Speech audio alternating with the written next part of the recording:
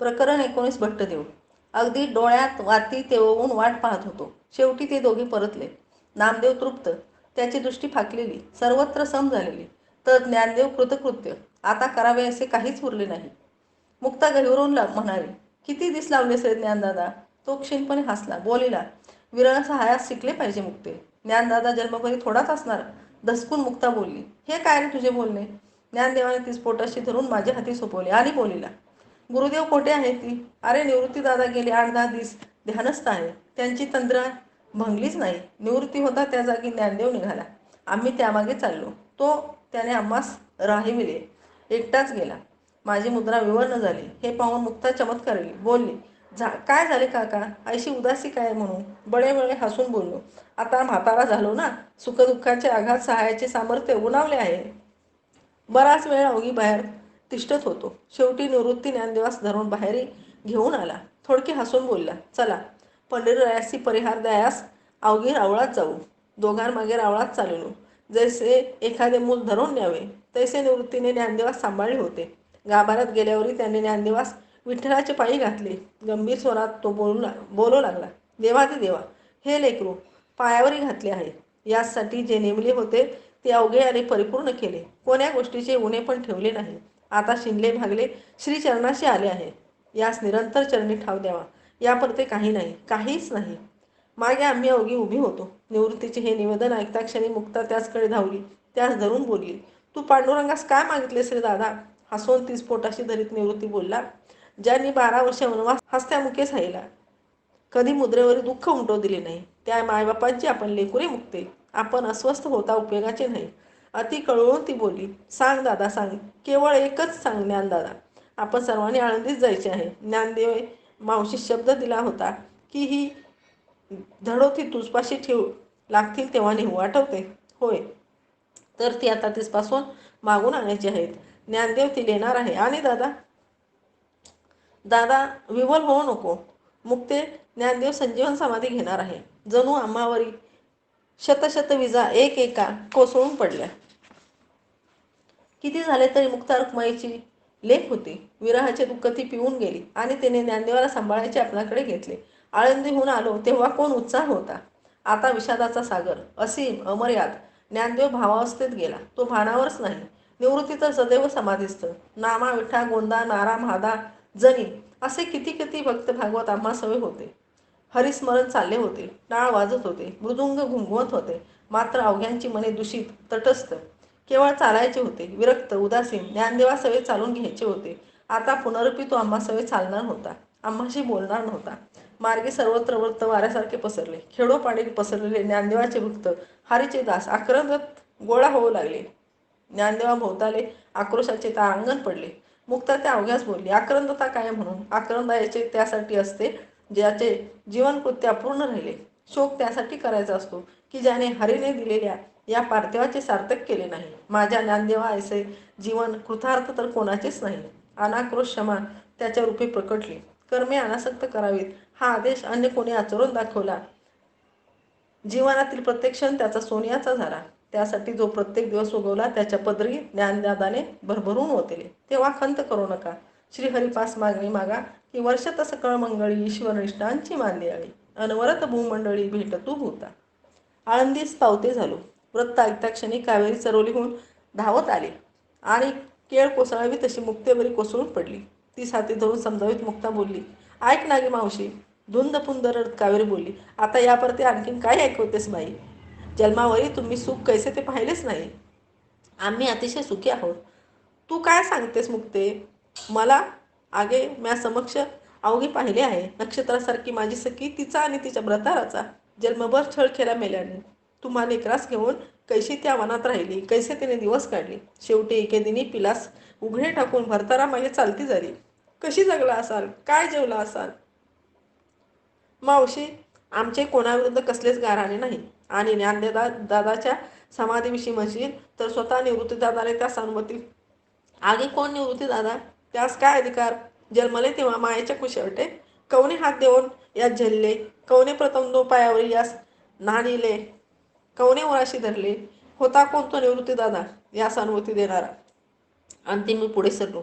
तिला हाती धरून एका अंगास घेतले आणि भरल्या गळाने बोललो, मग बापाच्या जागी मानले आहेस कावेरी? ऐक माझे. काय ऐकू? बहु थोर वेगेतीची लेकुरे आहेत ही कावेरी. आपल्या सामान्यांच्या तुलनेने तुळा नाही नव्हे. ही कल्पद्रुमांची फळे. यास तोडायास धावू नये. हाती लागले नाहीत म्हणून खंत करू नये. अगे, या मुक्तेस काय खेळ होत नाही? मायबापे त्यागून गेली त्यापरीस अधिक दुःख तिजला होत असेल. पण धरित्री गुरुभार सांगते तेनेप्रमाणे हिने ते सर्व साहिले आहे. स्थिर बुद्धीने या सर्वच दुःखग्रस्तास समजावते आहे. कोण?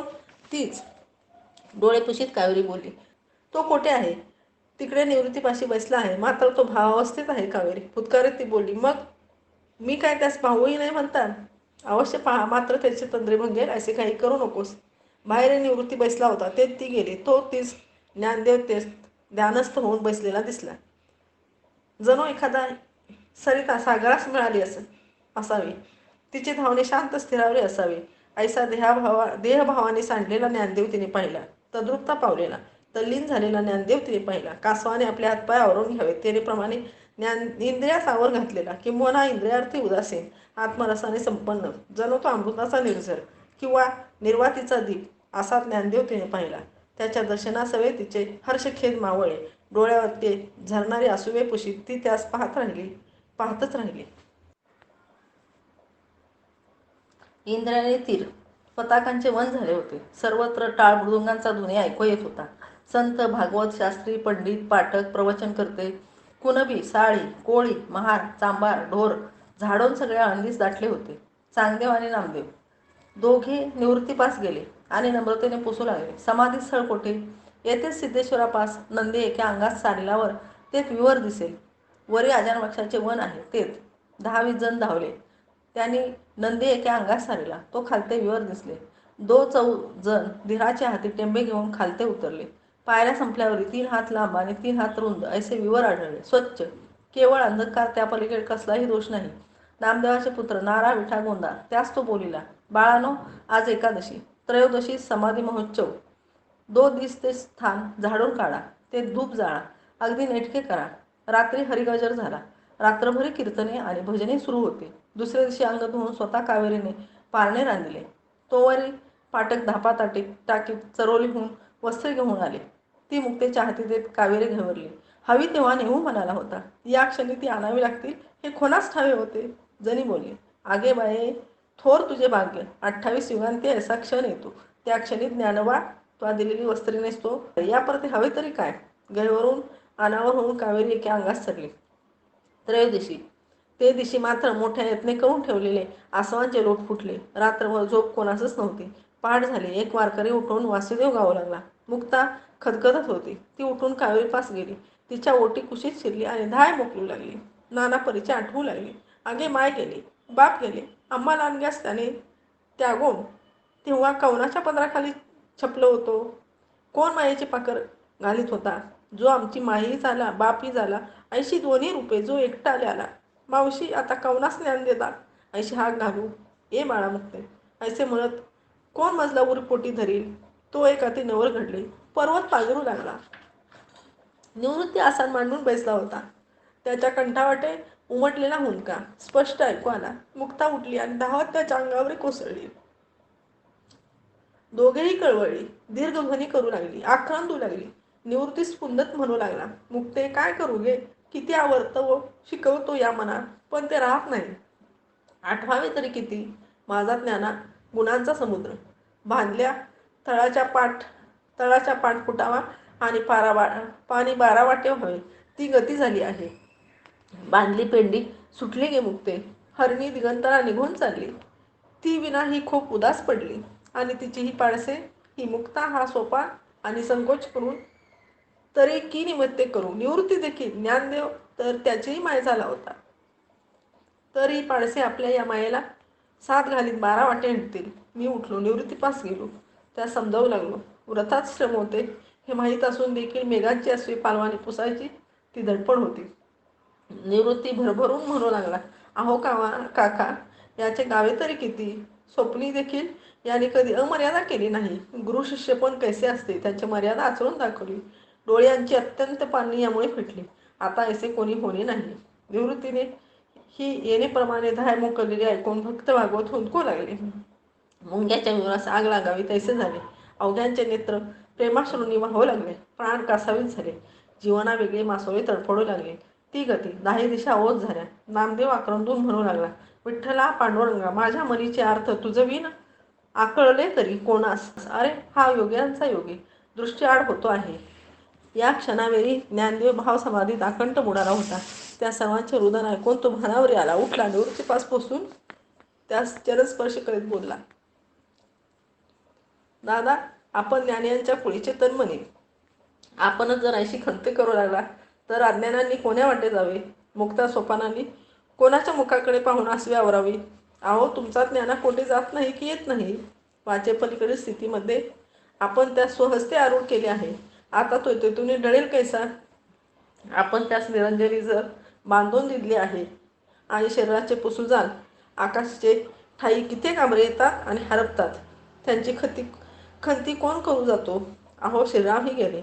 श्रीकृष्णही शरीर सांगून निजधामाच्या मागे जाते झाले. पण हे अवघे आपणास सांगितले पाहिजे काय? कोण स्पुंदते आहे ते सोपान? अरे माझ्या सख्या, जन्मभरी हेच ऐकलेस काय? उपसते ते नासले ते पुनरपी दिसे. ही घटिका यंत्रांची कहाणी विसरलास की काय? सुखी संतोषा न यावे, दुःखी विषादा न भजावे, या सर्व गोष्टी फुकाच्या होत्या काय रे? ते आचरण कोणीच दाखवणार नाही काय? आणि ते मुसमुसते कोण? मुक्ता. छे, मुक्ता माझी उन्मनी चितकला आहे, ती आक्रोश करणारच नाही. आगे मुक्ते, माय म्हणत असे की मुक्ता हसू लागली की तिच्या गालावर एक खळी उमटते. बहुदिवस झाले तंद्रेत हरपले असल्याने ती दिसलीच नाही. एकदा हास बघू रे माझ्या चिमण्या. मुक्ता धावत ज्ञानदेवाच्या कुशीत शिरली. तिचे मुख त्याने उचलले आणि बोलला, हास ना गे एक डाव, नाहीतर मी समाधीत बैसेन. आणि मग स्मरण होत राहील की मुक्तेच्या गालावरील खळी पाहायची राहून गेली. अवघे दुःख उरपोटी आंदोळत असताच मुक्ता ज्ञानदेवासाठी हसली. पुनर्पे तिला पोटाशी धरीत ज्ञानदेव बोलला, हा रे माझ्या बापांनो. मुक्ता अवघापासून धाकटी. ती हसली. आता कोणी टिपे गळायची नाहीत. अरे हा आनंदोत्सव आहे. आम्ही शैव संजीवन समाधी हा आमचा परमभाग्याचा क्षण. बहुयत्न करून देखील कोणा एखाद्याच्याच भाग्यात हा लिहिलेला असतो.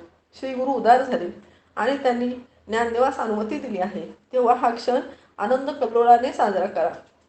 कोणाच्या कंठाद्वारे एक हुंदका न फुटो, कोणाच्या डोळ्यावाटे एक आसू न उमटो. तुम्ही अवघे अलांचर चंद्रमे आहात, तापहीन मार्तंड आहात. ज्ञानदेवाचे परमभाग्य की त्याच्या समाधीप्रसंगी तुम्ही अवघे उपस्थित आहात. अरे असे वाहू लागाल तर ज्ञानदेव त्यांच्या महापुरी बुडवून जाईल. त्याचे उद्धारक व्हा. समाधीत बसल्यावेळी त्याचे मन अकलंक असो. शांतीच्या चांदण्याचा वर्षाव होऊन तो भिजवून जावो. त्याची चित्तवृत्ती अस्वस्थ होईल असे काही करू नका रे बापानो. ज्ञानदेव तुम्हा सर्वांच्या चरणास स्पर्श करून शेवटची विनवणी करत आहे. आसवे लक्क पुशीत निवृत्ती उठला. ज्ञानदेवच बोलला, अगा ज्ञानसागरा, ज्ञानचक्रवर्ती, तू वाची आळी केलीस ती सिद्धीच जाईल. नामदेवा चांगदेवा जनाई अवघ्या ऐका, कोणी आक्रोंद नका. हा उत्साह ज्ञानदेवाच्या समाधीचा, तो अद्वितीय झाला पाहिजे. उठा, अवघे आवरो लागा. समाधीस्थळ शृंगाराचे होते. नारा विठा तिकडे धावले. फुलांच्या आणि बिल्वपत्रांच्या राशी येऊन पडल्या. तुळशीपत्रे आणि दुर्वांचे ढीग लागले. तळी आग्रासंगीत असलेले दर्भ अंतरले. त्यावरील कृष्णाजी दूतव्रस्ताच्या घडीने ते आच्छादिले. सगळे सम केले. आसन डोलणार नाही ऐसे. भवताली तुळशींच्या मंजिऱ्या अंतरल्या. सुवासिक पुष्पे मांडली. चांगदेवाने स्वतः उभे राहून ते करवून घेतले. ज्ञानदेवापाशी आनंद उन्मळला होता. तो हसत होता. पायापुढे येणाऱ्या भक्त भागवतांचे कुशल पुसत होता. लेकूर येत त्यास जवळी घेत होता. त्यांच्या मस्तकी हात ठेवीत होता. कोणास सांगत होता, ऐसे पहा, संसारी असावे पण आसून नसल्यासारखे. प्रभुचिंतन सोडू नये. तर दुसऱ्याची समजूत घालीत होता. ऐसे पहा, गुरे ढोरे राणी चरायास जाताती, कोण्या रुखाच्या छायेत बैसताती. त्या छायेविषयी ममत्व त्यांच्या मनी नसते. सायंकाळी घराकडे वळताते. तैसे प्रपंचाविषयी असावे, त्याविषयी आसक्ती असू नये. कोणास गुज बोलत होता.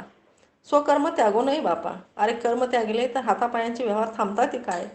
मग कर्मावरीच कशास रुसावे? तो हाती चंदनाचा वाडगा घेऊन कावेरी मुक्ता त्यापाशी आला. ज्ञानदेव बोलला, काय हे मावशी? ज्ञाना, आम्ही तुझे ऐकले, आता तो आमचे ऐकाव्यास हवे. हसून ज्ञानदेवाने म्हटले, तुझे नाही ऐकून कोण्या स्वर्गात जाऊ? दोघींनी त्याच्या सर्वांगास चंदन माखले. ज्ञानदेवाच्या मस्तकावर एक उष्ण थेंब पडला. कावेरी लटकेच हसून बोलली, काही नाही रे, चंदनाने तूच शैत्य होईल म्हणून. मग त्यास पंचायतीने ओवाळले. शंख घंटा वाजू लागल्या. टाळ मृदुंगाचे ध्वनी आकाश भेदीत वरी उठले. एका डोळ्यातून आसू आणि एका वाटे हसू. ती गती अवघ्यांची झाली. शेवटी ज्ञानदेव निवृत्ती समोर येऊन उभा ठाकला, हात जोडून बोलला, अगा कृपाळा निवृत्ती राजा, मज पाळिले पोशिले लळा चालविला, किती कृतज्ञते वाणीवाटी प्रकट होऊ तरी कैसे. स्वामींच्या कृपेने स्वरूपाकार झालो आहे, या परते काही नाही. निवृत्तीने ज्ञानदेवास पोटाशी धरले, मग त्याने त्यास हाती धरून प्रदक्षिणेत चालवले. ज्ञानदेवापाशी ज्ञानदेवीची पोथी, दो बाजवांना विना वाचतायत, टाळ गुळगुळ आहेत, गंभीर हरिघोष चालला आहे. मध्ये ज्ञानदेवास धरून निवृत्ती, मागे मुक्ता जनाबाई कावेरी, एका अंगात सोपान, मग नामदेव चांगदेव परिसा भागवत आदी सर्व भक्तांचा थवा. कुणाच्या खांद्यावरील पताका थरथरते आहे, तर कवनाच्या मुखावाटे शब्द उमटत नाही, गहीवर कंठी दाटतो आहे. केवळ ज्ञानदेवाचे अनुशासन मानूनच कोणी आसवे बाहेर उमटू देत नाही. सिद्धेश्वराचे दर्शन घेऊन अवघा वेळा नंदीपास आला. ज्ञानदेव माघारा वळला. सुहास्यवदने त्याने अवघ्यास नमस्कार केला, हात जोडून. मग तो एक एक पायरी उतरू लागला. त्यामागे निवृत्ती. अवघ्यांच्या दृष्टी ज्ञानदेवास निरखू लागल्या. नामदेव स्फुंदून म्हणाला, तो पहा, स्वयमेव हरी त्याच्यासह विवरात उतरतो आहे. तो धावत विवराच्या मुखापाशी पोहोचला. आत निवृत्तीने स्वहस्ते ज्ञानदेवास आसनावरी बैसविले. मूळ बंद, उजव्या पायाची टाच खालते, तीवरी डावी टाच, उजव्या टाचेवरी शरीर तुडलेले, द्रोणाकार झालेले अंजुळे, सहजच डाव्या पावलावरी बैसो आले. दृष्टी अधून मिलीत. दोन्ही हात यज्ञपूर्वक उचलून देवाने आपल्या त्या अतिशय प्रियतम श्रीगुरूस तीनदा नमस्कार केला. मंद स्वरे बोलिला, पाळिले पोसलेले चालविला लळा, बा माझ्या कृपाळा निवृत्ती राजा. ज्ञानदेव म्हणे, सुखी केले देवा, पादपद्मी ठेवा निरंतर. त्याने ते आपले कमळासारखे डोळे झाकून घेतले. स्थिर बुद्धी निवृत्ती बाहेर आला. त्याने स्वहस्ते यत्किंचितही न कापता समाधीस्थानाचे शिळावरी बैसवले. नामदेव बोभाईला, नामा म्हणे, आता लोपला दिनकर बाप ज्ञानेश्वर समाधिस्थ. हे जरा जीर्ण मृण्मय शेवटी त्यागायचे आहे. सर्वांची तीच गती आहे. उरले दिस या लहानग्याच्या समाधीस्थळाची सेवा करून घेतो आहे. प्रतिदिनी समाधीवरील तुलसी मंजिऱ्या रचितो, फुले वाहतो, सुगंधाने अवघा परिसर दळवून उठतो. येतवरी की इंद्राणीचे झुळझुळते जळही सुगंधित होते. कावेरी दर 2-14 दिवसांनी येते, समाधीची पूजा करते. तीच बरोबरी तिचा दंड धरून तिचे बाप येतात, त्यास दिसेना झाले आहे. साथ घालतात ती, भट्टदेवा कोठे आहात. येथे जन्मभरी हातावरून जे दुष्कृत्य घडले त्याचे प्रायश्चित्त करायला धडपडते आहे. हाताने समाधीचाच पडत तीवरी मस्तक ठेवीत ते पुसतात. या लहानग्याने मग क्षमा केली असेल काय. तो अवघ्यांची माऊली झाला होता. माऊलीला एकच कृत्य करता येते, क्षमा. हे चरित्र वाचन करताना वारंवार उन्मळून येत होते. या लहानग्यांनी समाजातील थोरा मोठ्यांना शिकवण दिली. वेगवेगळे धर्म आणि पंथांचे जे अवडंबर माजले होते, त्यातून पांडित्य प्रदर्शन आणि व्रता अहंकार मात्र फोफावला होता. त्यामुळे त्यांना ज्या अनंत यातना सहन कराव्या लागल्या, तरीही त्यांनी अतिशय मृदू मनाने सर्व समाज बांधवांना क्षमा केली. त्यावरच न थांबता आपल्या तरल बुद्धीने देववाणी मराठी भाषेत वर्णिली. खऱ्या धर्माची शिकवण सोपी करून सांगितली. आत्मसाक्षात्कार हाच ब्रह्मसाक्षात्कार. तो झाला तर अंतरंगात दया, क्षमा, शांती उपजते. आत्मविश्वास आपली परमात्म्याशी भेट घडवून आणतो. यासाठीच सहिष्णू भागवत धर्माची स्थापना केली.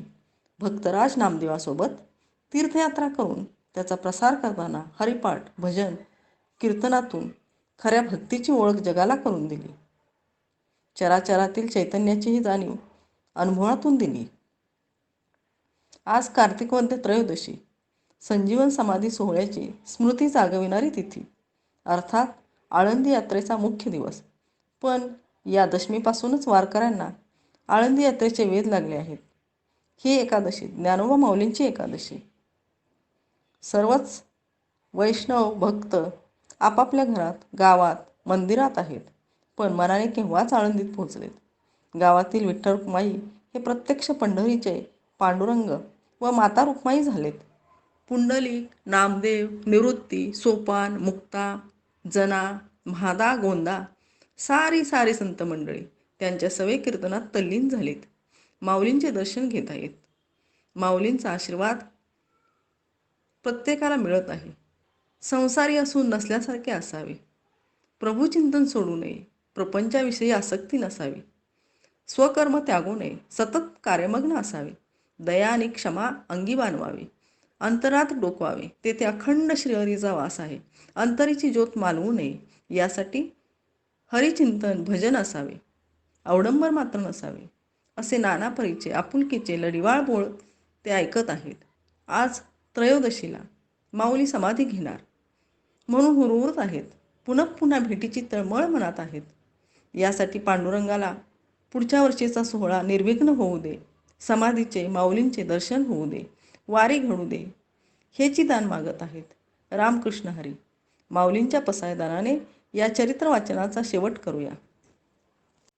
आता विश्वात्मके देवे येणे वाग्यज्ञे तोषावे, तोषोनी मज द्यावे पसाय दान हे. जे खळांची व्यंकटी सांडो, तया सत्कर्मी रती वाढो. भूतान परस्परे पडो, मैत्र जीवांचे दुरितांचे तिमिर जाओ. विश्व स्वधर्म सूर्ये पाओ, जो जे वांछील तो ते लाहो.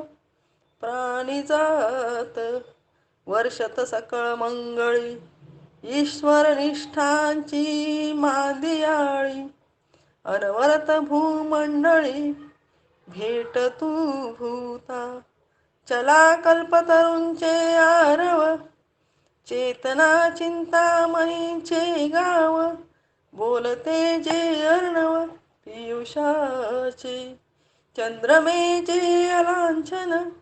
मार्तंड जे तापहीन, ते सर्वाही सदा सज्जन. सोय रे हो तू किंबहुना सर्व सुखी, पूर्ण होणी तिही लोकी. भजजो आदि पुरुखी अखंडित, आणि ग्रंथोपजीवी विशेषी लोकी. दृष्टादृष्ट विजय हो आवेजी, येत मने श्री विश्वेश्वराव. हा होईल दान पसाव, येणे वरे ज्ञान देव. सुखिया झाला, सुखिया झाला. या मालेतील दुसरे पुष्प घेऊन लवकरच आपल्या भेटीला येत आहोत. तोपर्यंत रामकृष्ण हरी या मराठी साहित्य वाचन गंगेचा सर्वांनी लाभ घ्यावा, ही नम्र विनंती.